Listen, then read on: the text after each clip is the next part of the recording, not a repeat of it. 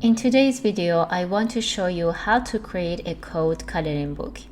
These kinds of books are incredibly popular and also super easy to create. Well, I know I already have a video about this, but hear me out. Today we are going to do the whole thing in Canva. No Photoshop, no PowerPoint. All are done on one single free software. Let's first take a look into a code coloring book to see what we need to create one. As you can see, there are a couple of books with very high reviews, but let's take a look inside this one since it seems it's the most popular one with 8,000 reviews. So as you can see, we have two parts. One is a pattern background and the second one is the code on top.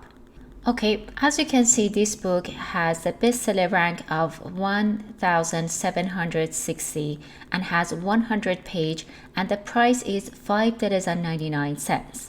I'm going to write down all of these information on my notepad, which I will use in few seconds.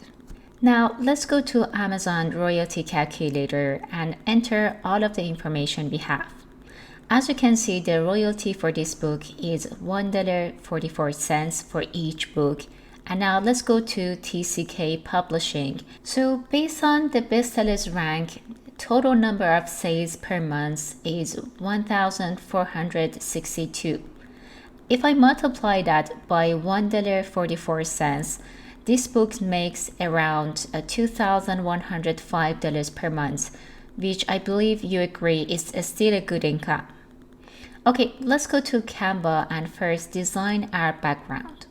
Since our pattern expands from edge to edge, we need to include a bleed of 1.25 inch to top, bottom, and one edge of the page.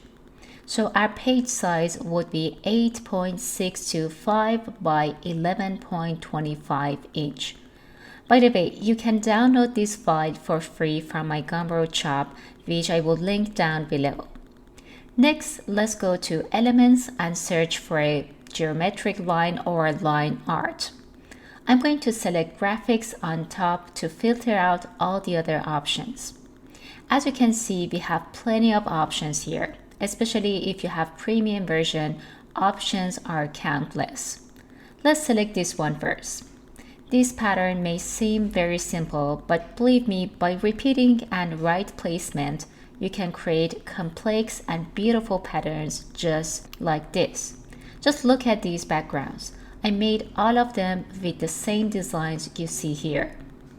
Okay, I'm holding my Alt key and now click on the design and drag it to the bottom of this one. This will make a copy and place it on the bottom of the original one.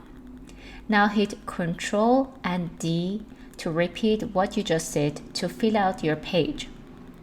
Now select all of them, hold Alt again, and place it beside your first column.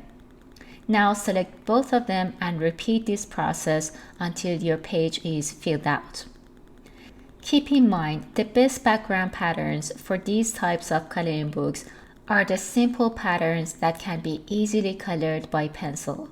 So when choosing the pattern and selecting the size, make sure that white space is big enough for coloring and avoid any overly detailed pattern.